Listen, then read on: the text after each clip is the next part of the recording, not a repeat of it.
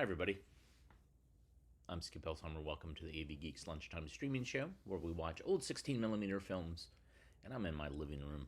We're not at the archive because the archive is having some renovation work done.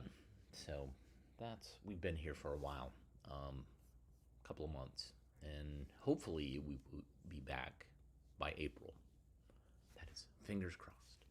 Anyways, we watch old 16mm films here, and so this first film is about a war dog, and it might end sadly because the title might be a spoiler.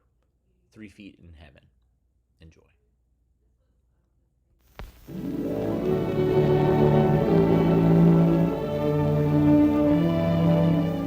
Hello, Joe. I've kind of hated to break the news to you, chum, knowing you're still in it up to your neck, but take a gander. Yep, honorable discharge. I'm a civilian again. No more pounding those beaches with that cold wind blowing up my tail. I'm not saying I didn't enjoy your company, dog face. When the brass hats say I've had enough, I'm not gonna beef. Well, looking back, I'd say all in all, the Army was good for me. Of course, those early days had me a little punch drunk, being dragged out of the privacy of civilian life all at once and going through that induction routine. I felt as bewildered and helpless as a flea on a Mexican hairless. But then the training snapped me out of it, getting the lard off of my hips and developing muscles I hadn't used since I was a young punk and challenged 2 Airedales. I felt a little sorry for the mutts that were being washed out, but, well, it takes men to fight a war. I found out this wasn't for kids when the training got rugged. And when they showed us what we were up against in those Why We Fight pictures, we finally knew what the war was about. In der Minorität bleiben, weil wir die Welt an Elemente des Kampfes. That's when you and me teamed up. Sentry duty around the post first and pounding those beaches for 2 years. It was kind of a shock when they shipped you and some of those mutts overseas without me, but I was glad you weren't around later when they told me I'd had enough. As soon as they decided to make me a civilian, they sent me to a camp where the hired help put me through what they called defrosting. You see, the idea is to unlearn all they learned you, to make you like everybody instead of sticking by one guy. You know, everybody's sweetheart. Some of the mutts wouldn't go for the treatment. Oh, they howled, they joined up the fight, and they're gonna keep right on fighting. So I guess they're in uniform for the rest of their lives. I felt the same way at first, but oh, I don't know. Sleeping in the warm kennel nights, getting nothing but kind words. Finally, I was putty in their hands. My heart was practically busting with love for my fellow man. By now, you could bivouac me with a bevy of cats. So they cleaned me up prettier than a trollop's Pekingese and gave me a final physical that proved I was in even better shape than when I joined up. But here's the payoff, chum. When my master got the news that I was fit and ready to be returned to civilian life, he decided I had a reward coming. You know what it was? 2 months in the mountains on a dude ranch for dogs. Yeah, on the level. A private dude ranch strictly for man's best friend. I could hardly believe my nose. You should get a load of some of the identities here. This is the sheriff. Top man, and oh, brother, does he know it. Here's a nephew of Napoleon. You know, that canine in the cartoons? This jerk insisted on living here. They tell me he thinks he's a cuckoo clock. Practically all the dogs are here for the duration on account of their folks being in uniform. Red belongs to an admiral. Jake's master was captured at Corregidor. Chang has both his master and mistress in uniform and was a sad cookie till he got acquainted with the little number next door. Yeah, they met on a picnic down by the lake and discovered they both liked the same things. And now it's carved for all the world to see. Those picnics are really something. Mostly they're along the lake shore with plenty of swimming and showing off in front of the dames. And of course, a little of that old snuggleroo. Later, there's malted milks and man-of-war burgers. Get a load of that slob next to me. After you've got a good conduct rating, you can go out on your own for a little hike and maybe chase a rabbit or 2. I'll never forget the first time I made this solo trip. Me, all alone in the middle of all this big timber. Oh. Well, good things have to end. And besides, I was kind of anxious to get acquainted again with my folks. So I'm hustled into my private compartment, and head for the city.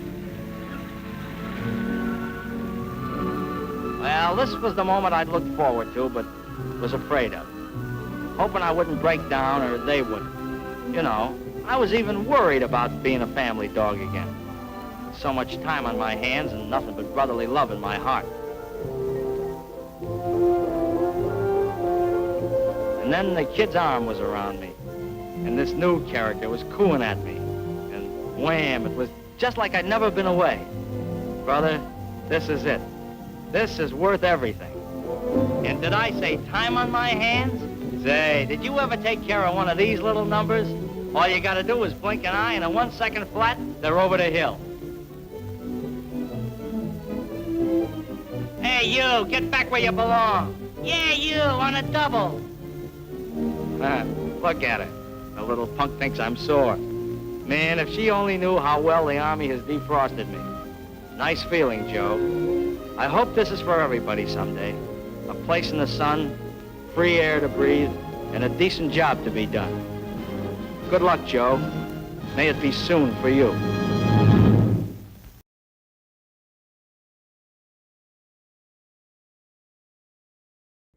I thought somebody was going to die, but they didn't show it.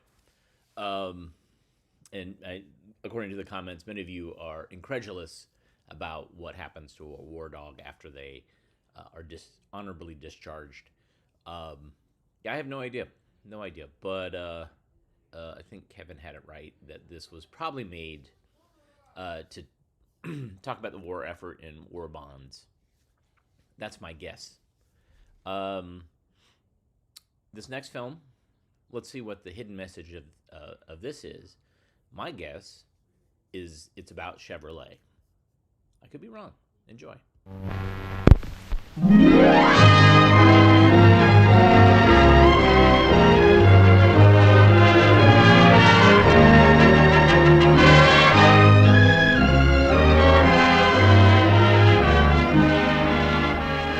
Hey, Charlie. Looks like we're going to have competition. That's a fish hawk up there. I don't know a fish hawk when I see one. Well, Doc, I'd say you didn't know a fish hawk. No self-respecting fish hawk would waste its time in this pond. Yeah? You watch and see. If there's a fish in this lake, he'll see him. Fellow says eyes like a hawk. Must have been thinking of that boy up there. Or his twin brother. You know, hawks can see objects 10 times as far away as we can. Yeah? Yeah, they're equipped with regular telescopes. Good at seeing things, eh? None better. Aye, watch him dive. He spotted a fish. He gets down there in a hurry, doesn't he? Better than 100 miles an hour, and he never takes his eye off the prey. Look, Doc, your mighty fisherman missed him that time. I tell you, there's no more fish left in this lake. Well, I guess old Isaac Walton himself missed one once in a while. For that matter, fish have got pretty good eyes themselves to protect them from their enemies. Now, wait a minute. Don't tell me a fish has got eyes like a hawk. No, but a fish can see where a hawk can't. Nothing can sneak up on him. You look here. Most fish, like the trout, have lenses in their eyes that are round like a ball. He's got 2 of these eyes, back to back, in the sides of his head. So Mr. Trout can see pretty near everything on the left side with his left eye and everything on the right with his right eye. Here in front, he sees with both his eyes. And to cover the rear guard, he sees with both his eyes back to here. How do they expect a man to catch fish with all that lined up against him? Oh, that isn't all. A fish can see above him. That includes things out of the water, like a man on the bank. I give up. From now on, you can settle with me for canned salmon. Wait a minute, boy, wait. There's one spot where a fish can't see a thing. Where's that? Right in front of his snout. It's a small place, but he has to use his nose to smell what goes on there. Well, that's different. That's exactly where I'm going to aim for from now on. Watch me, the champion flycaster. Well, Doc is right. Fish do have remarkable eyes, and many birds, reptiles, and animals have strange and interesting seeing mechanisms too. Scientists today are not satisfied with just a bird's eye view of the world. They're trying to find out what the world looks like to turtles, monkeys, squirrels, and guinea pigs as well. One of the most interesting sets of eyes they've discovered is that of the tarsier, a goggle-eyed little animal recently brought to the United States from the Philippine Islands. At Yale University School of Medicine, Dr. John F. Fulton and his associates are learning a lot about tarsier, the only two in America. And this is the first time they have ever been before the motion picture camera. Tarsier sees a lot of the world through these goggle eyes of his. They cover over half his face, and along with the neck he can swivel in a half circle. They give him a good view all around him. Scientists are studying tarsier and other animals and birds because they want a better understanding of human eyes. And the facts they've learned about human eyesight have been valuable in the designing of many everyday things in the modern world. For example, the typefaces that we read, the conditions under which we work, and our homes where we live and play have improved because of a better understanding of human eyesight. And scientific research goes beyond the laboratory. Certainly our most common form of transportation, the motor car, reflects in its design and engineering the knowledge of the human seeing mechanism that science has accumulated. To give a wide angle of vision for safe driving, a glass has been developed that can be used in large sections without view-obstructing supports. Safety plate glass in motor car windows is a sandwich of two pieces of plate glass with a chemical plastic between, laminated by heat and pressure into a clear, strong plate with the toughness to withstand blows. To the safety of strength has been added the safety of unblurred vision. This scene, taken through ordinary safety sheet glass with all its distortion, contrasts with the same scene shot at the same angle through the window of a 1940 automobile with safety plate glass. There's no distortion here. It's as clear as crystal. Unblurred visibility in the modern automobile allows full use of our seeing mechanism. A most important fact about the relation of our eyes to driving is that we have two fields of vision: binocular, seeing with both eyes, and monocular, seeing with each eye alone. The driver has a fairly broad field of binocular vision straight ahead. Everything within the area marked by the arrows is seen by the driver with both eyes very clearly. And then out of the right eye alone, the driver can see everything in the area at the right marked by the arrows. This is monocular vision, not nearly as sharp as binocular vision. On the left side, the driver has another slice of single eye vision. Without moving her eyes or her head, she can see the car coming up on her left. Even though objects in the monocular field of vision aren't particularly clear, movements seen monocularly out of the corners of her eyes are instantly detected and draw her attention. The engineers have taken advantage of our binocular vision in the scientific design of the car. For example, the corner post is no longer an obstruction. By taking a scene with two cameras, one in the position of each of the driver's eyes, we can see how binocular vision enables the driver to see around a thinner, stronger corner post. Here is the scene taken with the right eye camera. And this scene was taken with the left eye camera. When the left eye and the right eye scenes are combined, the thin, solid line of the corner post has disappeared, and around it the driver sees clearly with both eyes over a wide angle. Everything considered, man has a good mechanism for seeing. He may not have the spherical lens of the trout or the swivel neck of tarsier, but then he doesn't need them. Let's see if tarsier would really have any advantage in a modern automobile. This camera on a swivel will cover the same field of vision that the little goggle-eyed animal would have. Such equipment might be handy in traffic at that. On the left, the field of vision is a complete half circle, and also a half circle on the right. Except for the slope at the back of the top and the door and windshield supports, this closed car allows a complete field of vision.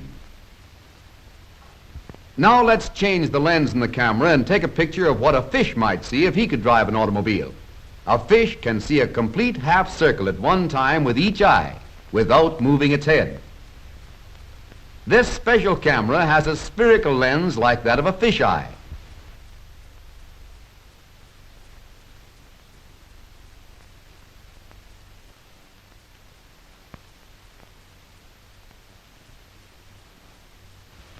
And this is the field of vision a fish would have through the windshield of an automobile. It's all very complete, but it makes you a little dizzy. And after all, perhaps it's best that we don't have the field of vision of a fish or the field of vision of Tarsier if we had to look like him.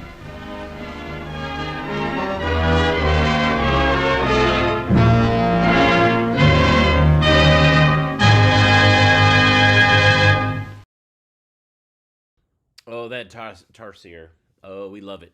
Is so pretty. You know, that it has that ideal, the big eyes and the little face. You know, that's like an animal. Let's see. So a lot of these films, if not all of them, are from the Prelinger archive. We've been doing work to get some of that stuff online on YouTube that has not been put online on our channel. We've been working with Prelinger archive for more than 20 years, digitizing stuff, mostly stuff that they already had transferred to a beta tape, and we digitized it and uploaded it to the Internet Archive, and we still help. We still do stuff. This is As the Twig Is Bent. What do you think it's about? Do you think it's about trees? Do you think it's about twigs? Is it about bending? What is it about? Write in the comments. Let's see if you're right. Enjoy.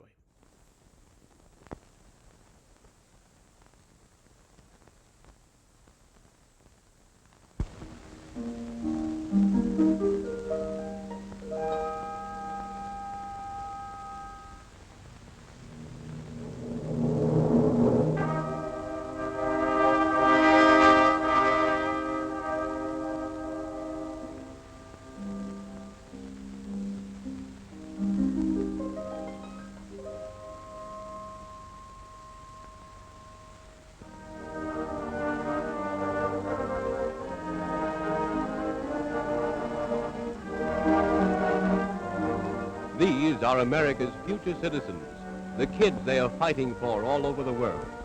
These are the boys and girls to whom we must look for leadership in our post-war democracy. These are America's hope for the future.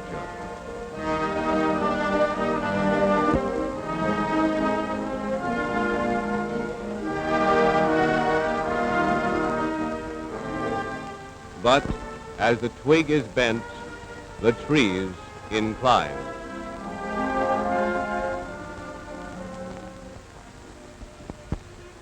These were the boys and girls of yesterday, kids whose fathers and brothers fought for them in the First World War.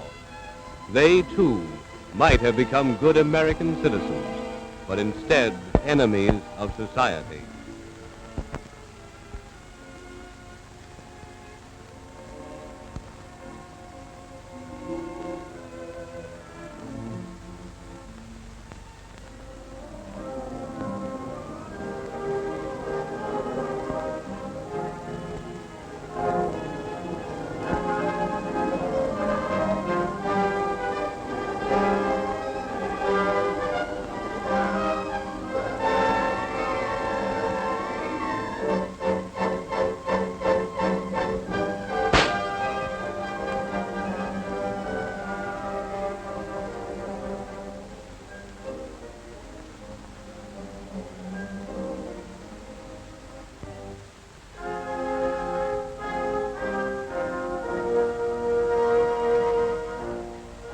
Behind every hardened criminal is the shadow of a youthful lawbreaker.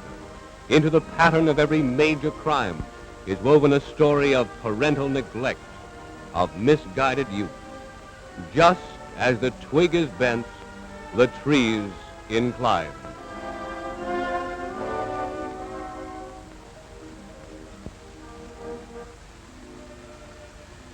The American home is fast becoming home in name only.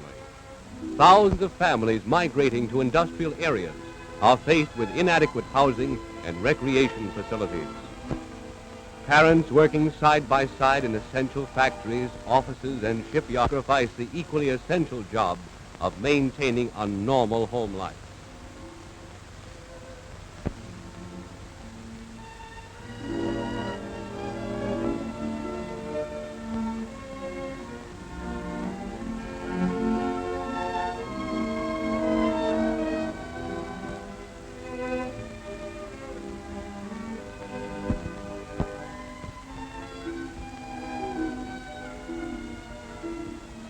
Children of all ages are feeling the effects of war, and impressionable young minds are too often being influenced into wrongdoing.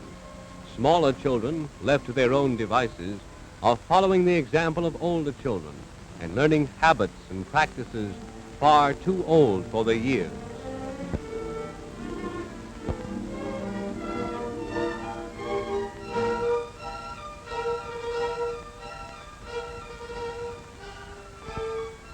School-age children, without supervision, are playing hooky from school and spending their time on the streets, in theaters, and other places of amusement.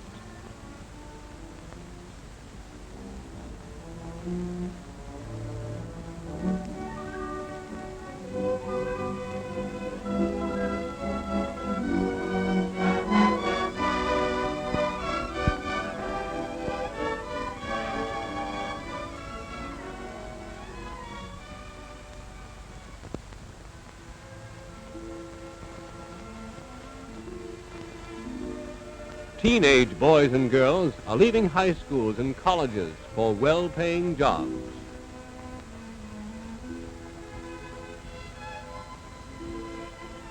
Pockets filled with money, these young people are seeking dangerous thrills and excitement in semi-darkened taverns, where jukeboxes and dance floors often lead to trouble.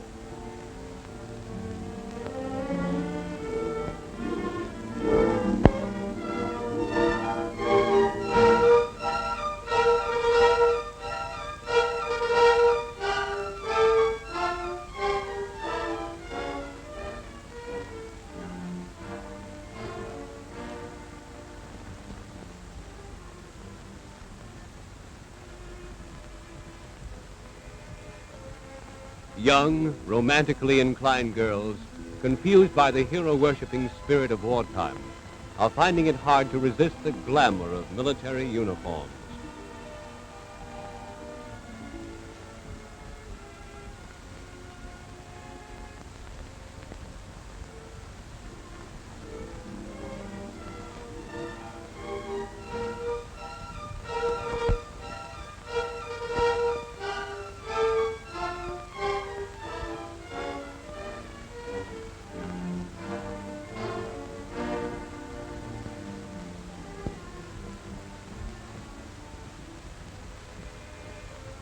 Boy meets girl romances culminate in hasty marriages with short and hectic honeymoons.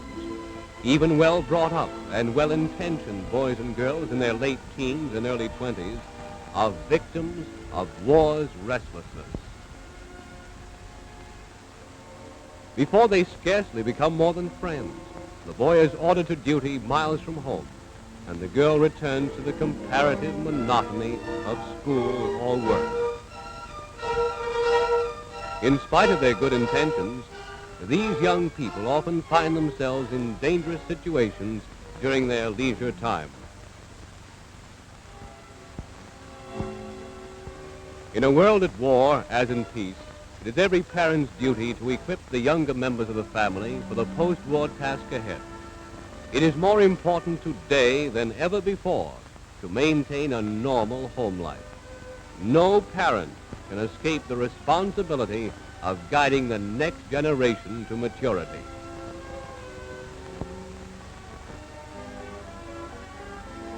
If you must be away from home all day, place your children in a community care center, kindergarten, or elsewhere, in the charge of competent, understanding supervisors.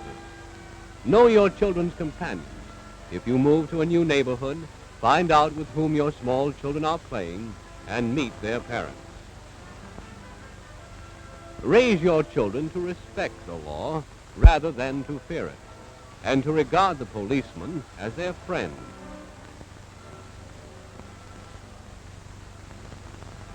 Teach growing boys and girls the true value of money.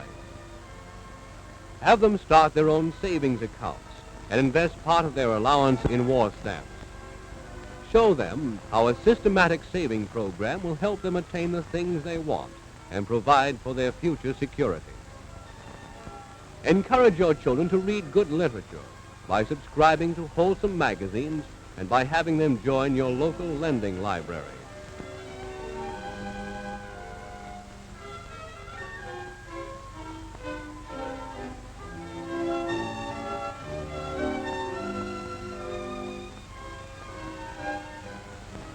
Help them find hobbies, amusement, and entertainment in the home.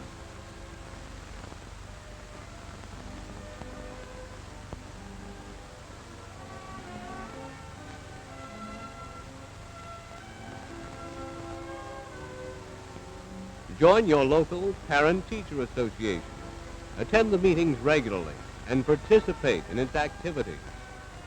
Get acquainted with your children's teachers and check with them frequently to make sure your boys and girls are attending school regularly and on time.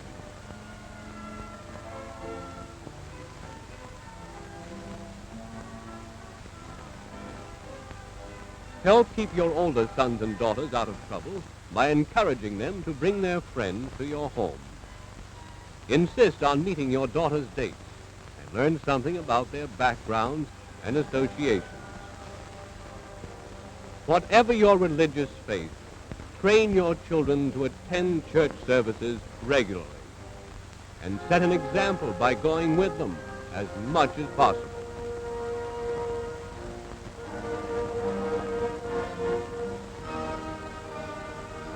As parents, you can render no greater service to your country than by providing a wholesome, normal home life for your children. Give them the parental guidance and supervision they need to become good American citizens, able to take their places as leaders in the new world that will be theirs. His education forms the common mind, just as the twig is bent, the trees incline.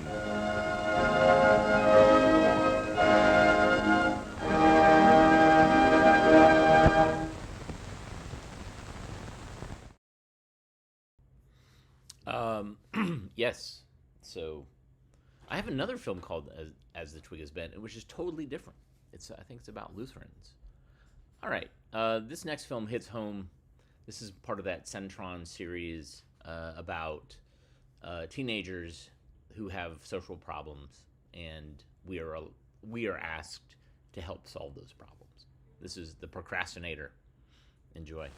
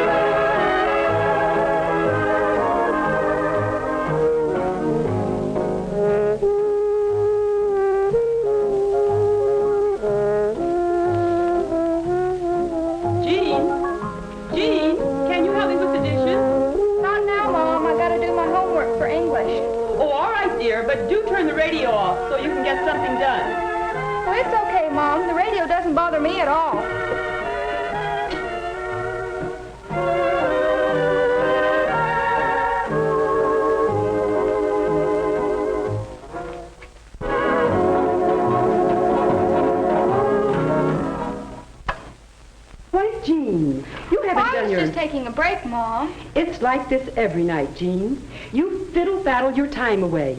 It's a wonder to me you ever get anything done.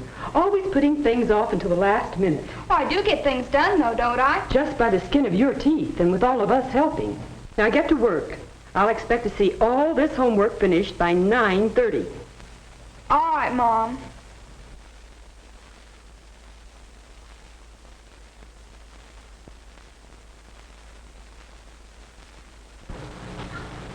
Hi, Jean. Hi, Marge. Finish all your homework? No, not quite. I'll finish it during first hour history class. Miss Jones will just think I'm taking notes. But, Jean, there were only 10 words to define. I finished mine in practically Say, Marge, didn't Mr. Brown say he'd post the list of new class officers this morning? I think so. We voted yesterday morning, so they should be ready by today. Gee, I wish I knew who was elected. Wish that bus would hurry. Miss Jones, yeah, I was asleep. She woke me up about the middle. Hi, kids. Hi, guys. Mr. Brown. Hi, kids. Hi, Jean. How are you? You're right, you're right. Jump on. No, climb. Good morning, Mr. Brown. Good morning, Mr. Morning, Brown. girl. Morning. Morning. There.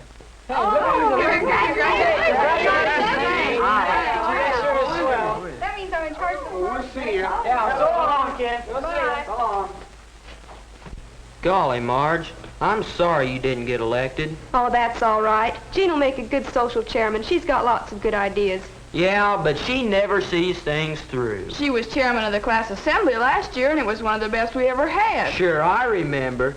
We did everything at the last minute. Just the same, it was good. That was just luck. Besides, we're all so mad we did everything we could think of to make it good. Marge, didn't any of you girls ever tell Jean about promising so much and then waiting until the last minute to get started? Oh, yes. We told her. She said it was a good idea and then went right on doing like she always does. What a girl.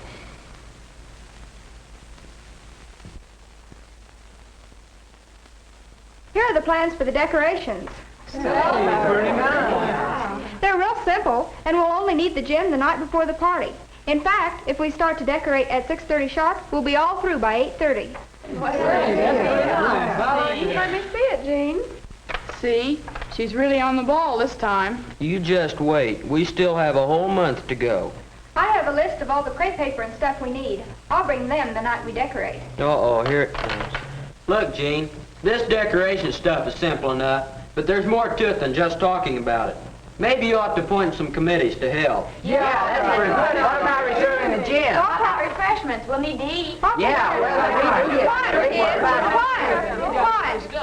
Jim, you're in charge of getting wire for decorations, okay? Okay. Marge, will you appoint a committee and make the invitations and programs for the dance? And Frank, you'll be business manager and sell the tickets. Oh. Let's see. Decorations. I'd like to shop for the crepe paper myself. I know just the colors I want. And in the morning, I'll see Mr. Brown about the gym. And tonight, I'll make a list of the refreshments the committee is to arrange for. But, Jean, that's still too much for you to do by yourself. Why don't you appoint some more people to help you? Oh, don't worry, Marge. There's no hurry. I'll get it done. I move we adjourn to the drugstore. Come on. Go. I'll see you later. Okay.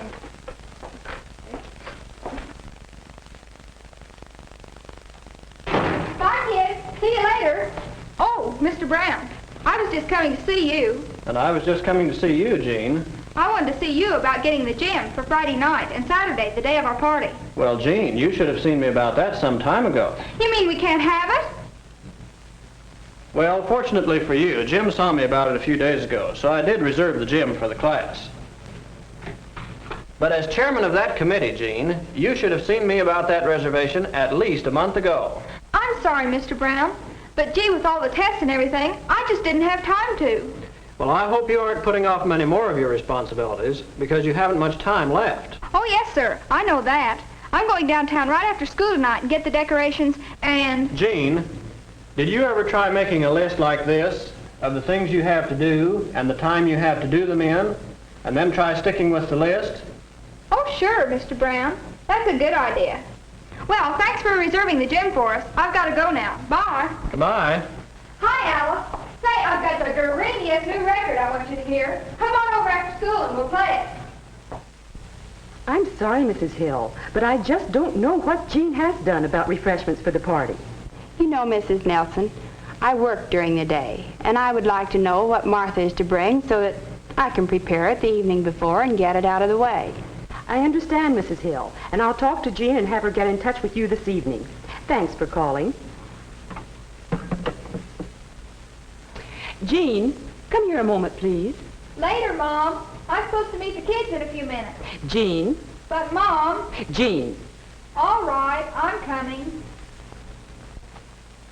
What do you want, Mom? Jean, Mrs. Hill just called, and she said that you told Martha that she was to bring part of the refreshments for the party. Well, sure. All of the kids are supposed to bring something. But what are they to bring? They don't know. Well, golly, this is only Thursday, Mom, and the party isn't until Saturday. Jean, you be sure and call Mrs. Hill today and let her know what Martha is to bring to the party. Okay. Oh, and Mom reports for Miss Simmons, and it's the last day. I can't go until tomorrow, Jean. I'm having book club here this afternoon, but if it's just odds and ends. Jean Nelson, this is terrible. You couldn't possibly get all these things in one afternoon. But gee, Mom, we've got to decorate tomorrow night. Oh, well, I guess I'll have to see if I can go myself tonight before the stores close, or tomorrow before we decorate. Jean, I just can't understand you.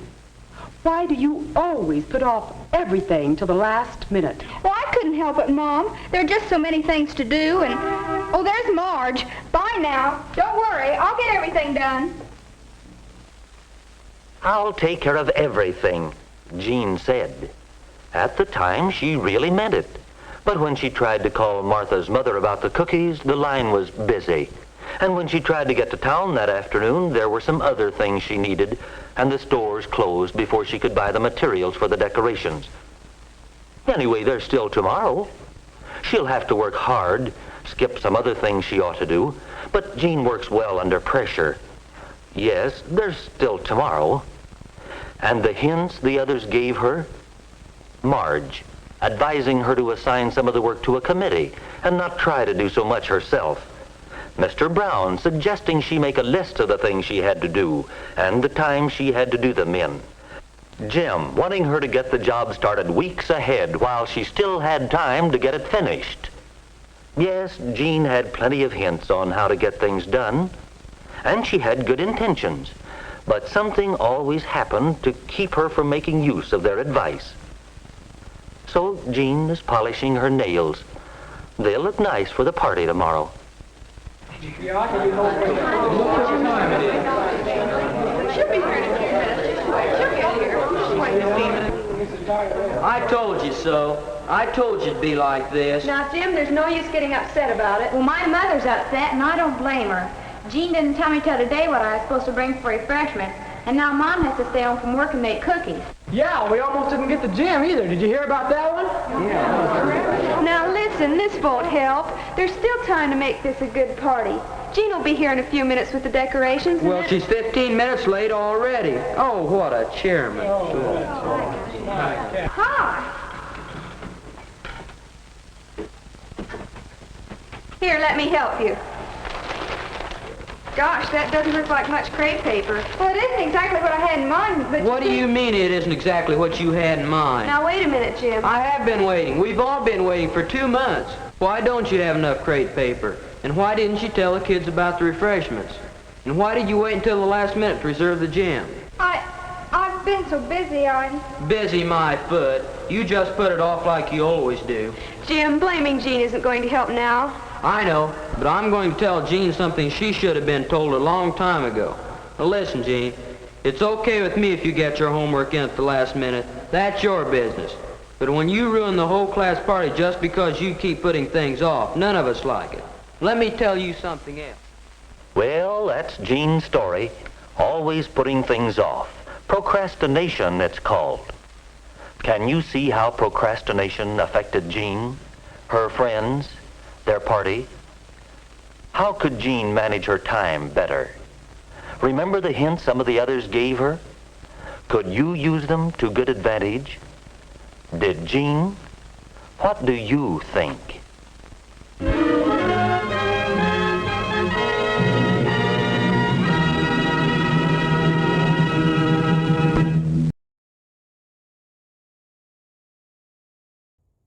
Yeah, we're not going to solve any of these problems for you. You. What do you think? Yeah, you figure it out. You deal with Jean. Man, I was the worst procrastinator. I'm still not great, but I used to be really bad in high school. I didn't really figure it out until much later. All right, what do we got? Peas. Green peas. What does Del Monte have to tell us about green peas? Enjoy.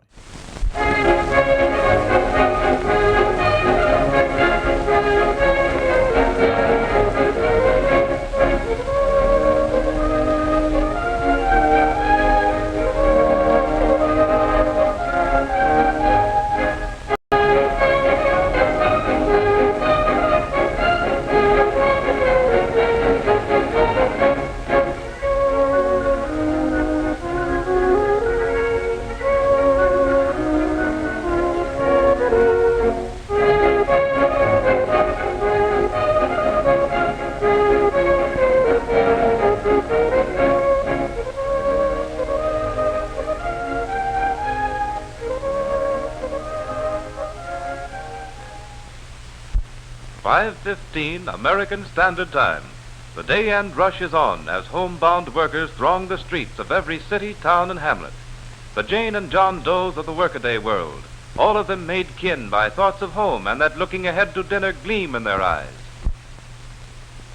Out at the other end of town, it's hustle and bustle time, too. The climax of the day for Mrs. Housewife, as she whips up the victuals for a family that will soon be in from work and play.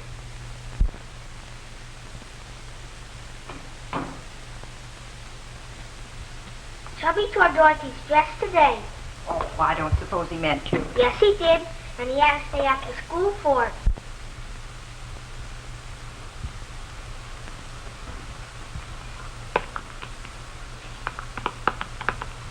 Nearly through, dear?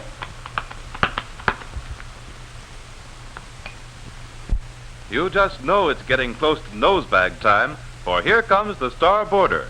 Nothing could have torn Junior away from that sandlot ball game but an empty inner boy hollering for help. Hello, son. Hello, Mom.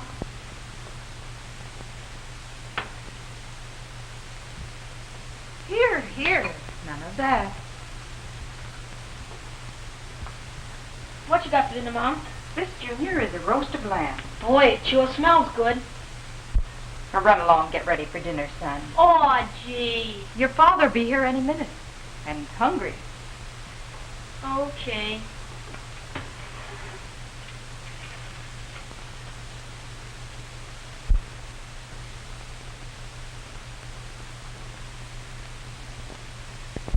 And does Mary Butler know her appetite appeal? It's Del Monte early garden peas tonight. And when those succulent green gems go on the table as a partner to that roast, well, can't you just smell a dinner fit for a king? How'd the baseball game come out today, son? Swell, we beat the Sluggers 3-0. You did? Make any home runs? I made one. Good.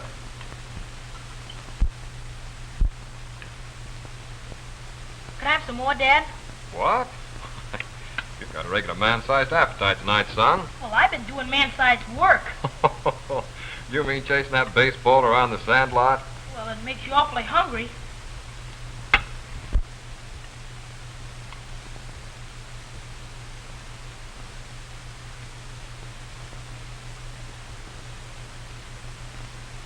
That's his third helping, Daddy. So what? You've had 2. Now, children. There's plenty for everyone. Daddy, did you have a piece like this when you were little? Yes, Lynn, we had peas that tasted just like these. Only not as often as you do. Why not? Well, we had to wait until they were in season. I used to go out in the garden and pick them fresh for dinner. Daddy, how do peas grow? On a vine, stupid. Don't you know anything? That's enough, Junior. Finish your dinner. I mean, how do they get in the can? You really want to know? Uh-huh. Well, I'll tell you. After dinner, we'll get the Big Wonder book and I'll tell you the whole story.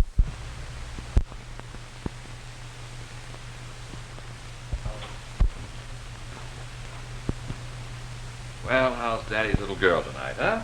Swell. That's good. That's it. No, this isn't a page.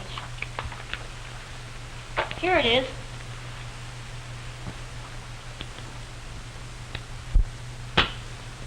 You know, when I was a boy, we had a small vegetable garden not far from the kitchen door. When peas were in season, Mother used to send me out to pick them. She and your Aunt Carrie used to shell them by hand. But nowadays, think how much easier it is. Why, we can have fresh peas any day in the year, grown especially for canning on great farms like this. Down below, hedged around by a checkerboard of golden grain fields and yellow-green corn, are the pea fields of the Midwest, heart of America's great pea-growing region. Much of this fertile soil, as in other favored pea regions, is now farmed by Del Monte, clan-planted, to bring each field to perfection in proper succession, that canning may continue in full swing rhythm throughout the season. Here, during the Black Hawk War, a trio of famous men, Abraham Lincoln, Zachary Taylor, and Jefferson Davis, gathered together in council on a piece of land now farmed by Del Monte. Who could have foreseen in that distant hour that the rolling prairies of Illinois would one day become this lush green garden? In the towns that dot the countryside breathes a social and economic life that hinges on the harvest and canning of vegetables for the market baskets of the world. As the season nears, conversation on every hand turns to one major question: how's the pack this year? For when the pods are well filled and the harvest heavy, there's work for everyone and community prosperity. From the surrounding fields, endless truckloads of peas, harvested just at the instant nature says ready, converge on big canneries like this one, located at strategic points wherever the peas grow best.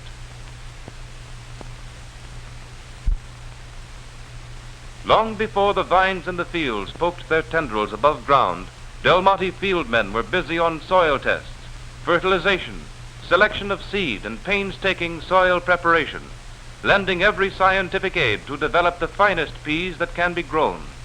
For it's in the field, and in the field alone, that quality is made.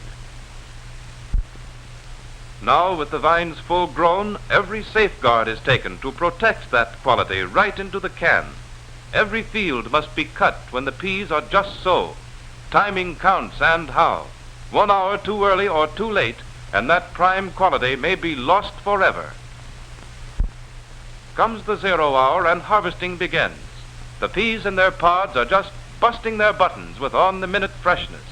There's not an hour to lose, and the mowers move in to capture that June morning flavor right off the vine.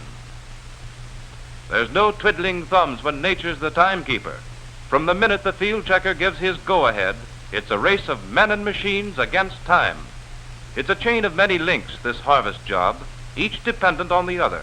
If only one machine fails, the chain is broken, the whole canning sequence thrown out of stride. When the vines are covered with dew and the pods are crisp and snappy, when the peas are at their peak, that's when the mower goes to town.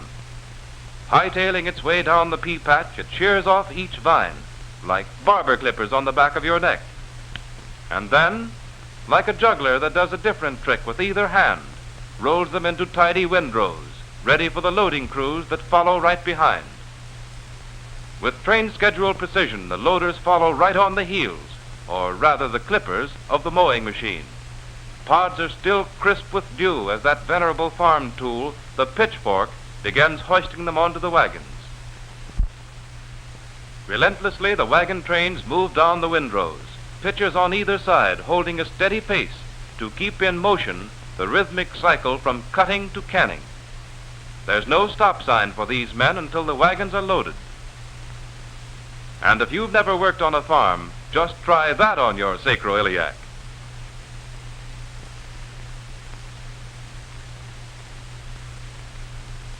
But maybe this type of pitchfork is more to your liking.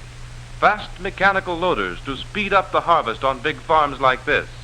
Straddling the rows so as not to injure the pods, it carries its own passport to any spot in the field.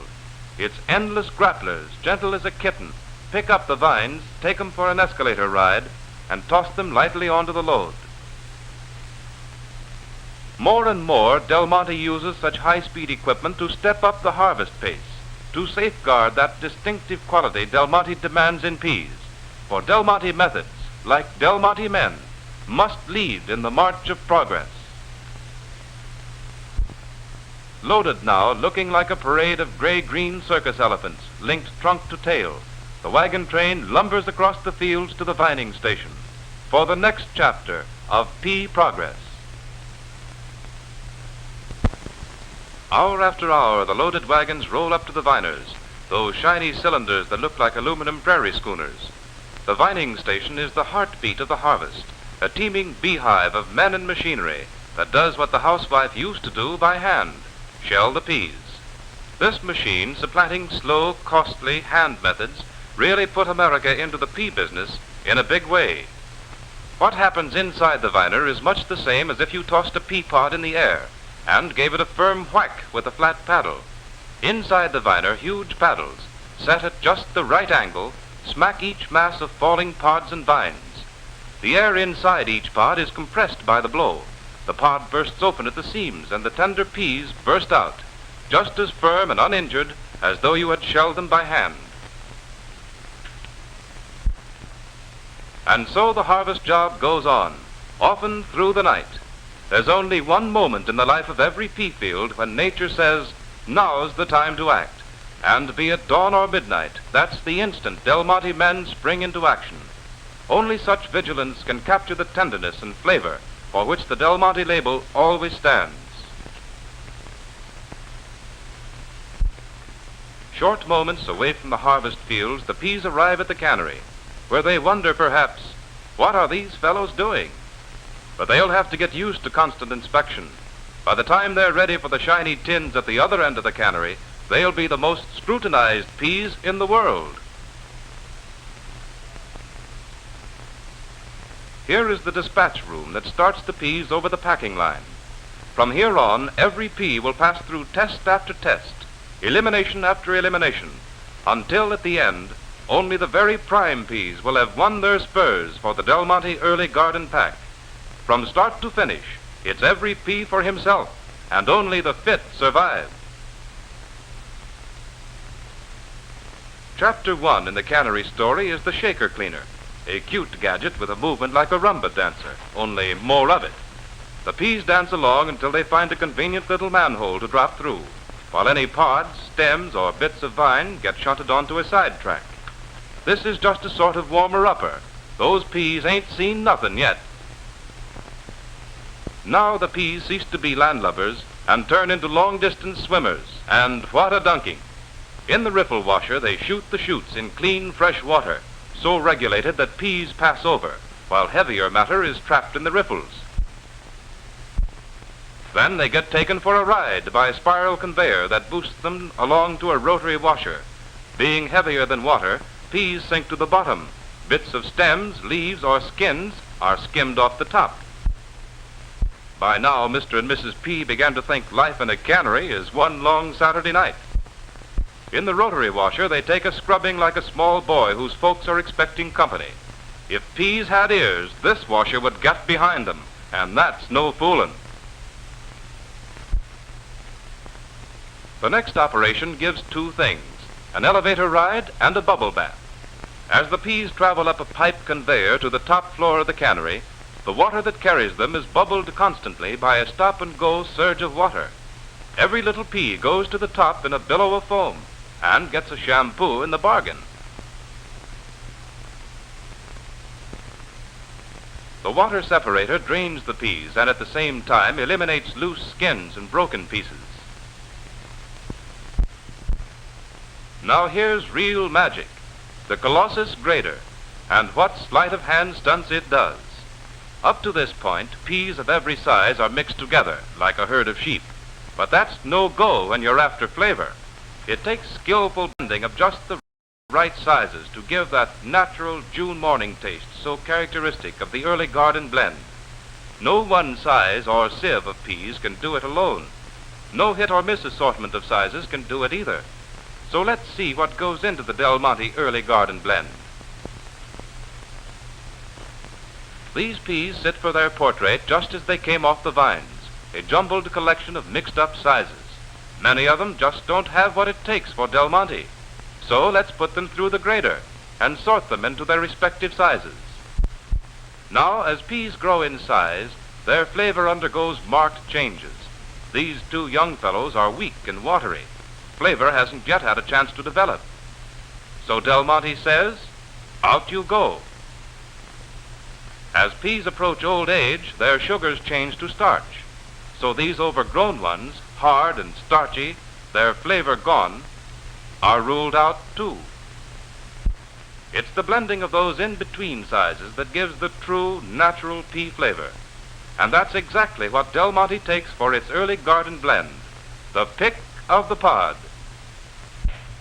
Gee, I guess that's why they taste so good. Why, of course. You know, I can hear my mother now. Feel the pod, son, she'd say. Take just the best ones. So I'd leave those skinny little flat ones that had no flavor, and the big old ones that were hard and starchy, and take just the prime plump ones, like they do at that cannery. Now, were they good? Yes, sir. Those peas we had tonight were just like old times. Yes, the keynote to Del Monte flavor. The Colossus grater at one fell swoop unravels those mixed-up sizes and catalogs them for blending. The little ones first, the big ones last. And there you are. So far, so good. Our peas are nicely segregated into proper sizes. But now another safeguard. The quality grater gives them a double check for prime perfection. In its continuous brine bath, any hard, starchy peas sink to the bottom like pebbles in a duck pond. The tender, sweet ones, being of lighter specific gravity, bob up to the top and travel swiftly on to further proving grounds.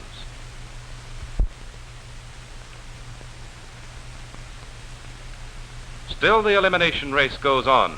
From the quality grater, the peas travel on to white conveyor belts, where sharp-eyed experts armed with automatic pickers are on the alert for broken or discolored peas. This is just one more safeguard to the quality of that early garden blend.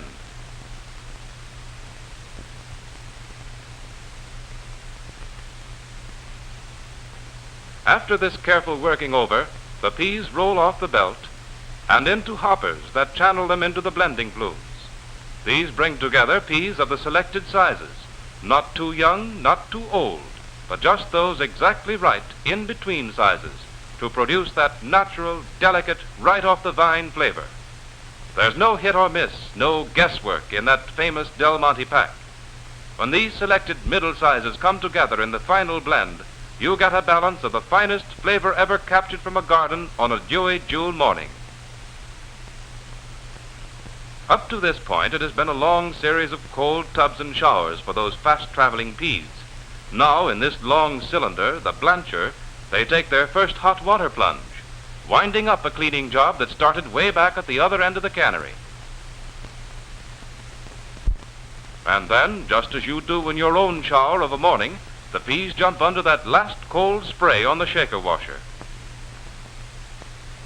By now, every one of those ambitious young peas knows its bend places, and no mistake about it. Comes now the final ordeal, a rigid inspection for broken pieces or discolored specimens. If a pea can get by this gauntlet of sharp-eyed eliminators, it can throw out its chest and say, "I'm a world champion. I made good." Why all this trouble, all this constant inspection, the careful selection and painstaking elimination? Because Del Monte is determined that any product under its label will be the best that nature, science, men and machines combined can produce. That's the answer. These are the prime peas of the harvest, skillfully blended to produce that succulent right from the garden flavor, uniform in color, uniformly tender, as perfect as nature could make them. It's the last lap now, and those tender peas, like a June morning peeking at you through a window, are lined up at attention, awaiting their turn at the filling machine.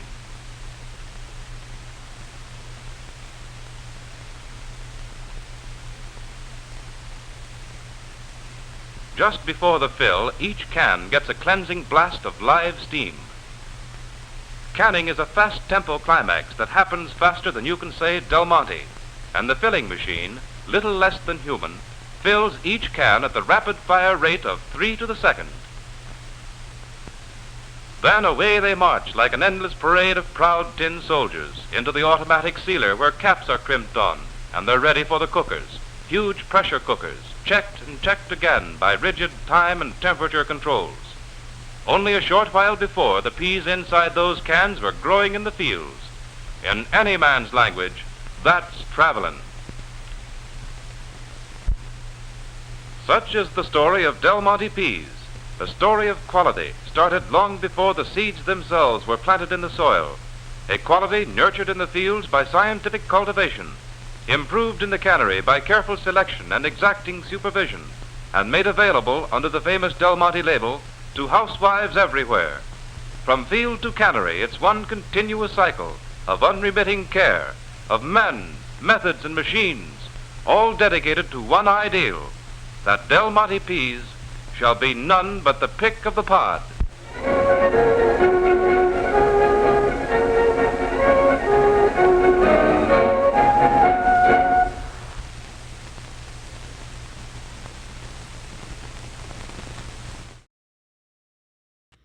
All right. Yeah, so that film was made early enough that it was convincing people that on the whole concept of canned vegetables, the idea that you could have quality vegetables year round, and it was worth the extra money that you would pay because you could have it in your pantry and you didn't have to go and shell and like raise the peas or go to a farmer's market and do it all yourself, that you could just buy it in this can. So I love that pea assembly line footage. It was so good. Big fan of that. Anyhow, thanks for joining us today. Tomorrow's going to be pre-recorded because I'm going to be in Charlotte doing family stuff. Because I had COVID, I didn't see my family during Christmas. So that's what we're doing. Rest in peace, David Lynch, Bob Uecker, etc. David Lynch, that's hard. That was a hard one. Very much a fan of his work. Anyways, have a great rest of your day. We'll see you soon. Bye-bye.